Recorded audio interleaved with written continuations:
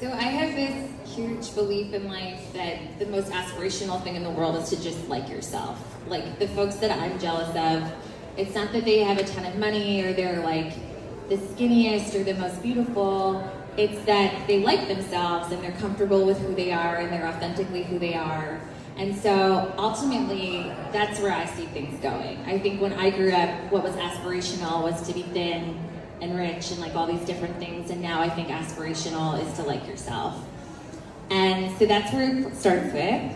And then I fundamentally believe that to like yourself, you have to feel seen and respected and honored and celebrated.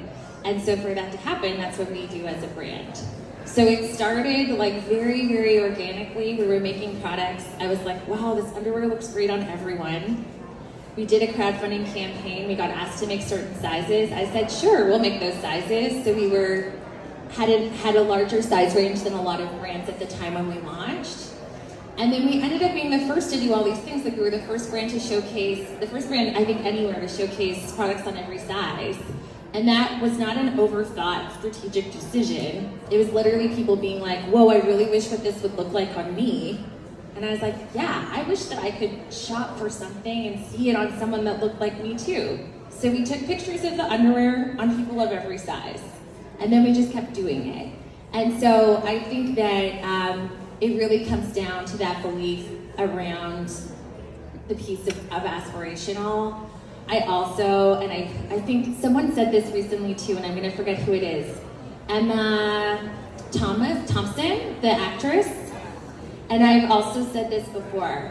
I think that women specifically have wasted so much time and energy on hating themselves. And what could we do?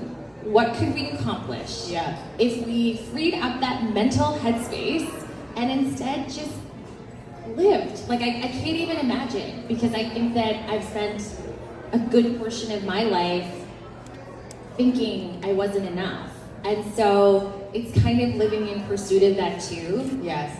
Yeah. I love that. How relatable is that, everybody, right? We all have that piece of our self, but it just feels like I didn't get a job once because I was 5 minutes late for the job interview because I couldn't decide what to wear because I was so in my head that I wasn't gonna look good enough.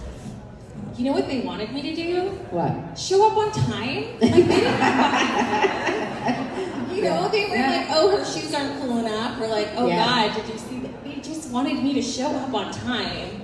But I literally changed outfits 15 times because I was so insecure, and that's why I didn't get the job. I feel that, and I think what NYX has done for me as a product and a brand in the marketplace is I always feel like I have something to wear. You know what I mean? Like I always feel like I can wear it. I mean, obvious case in point. Like literally wearing underwear. The Like literally go-to wearing choice for flying today. on, like literally nothing underneath. Because it just feels good, right? Why not? I really didn't want to wear pants, so bring me nothing. I love that so much. Let's talk about your big news.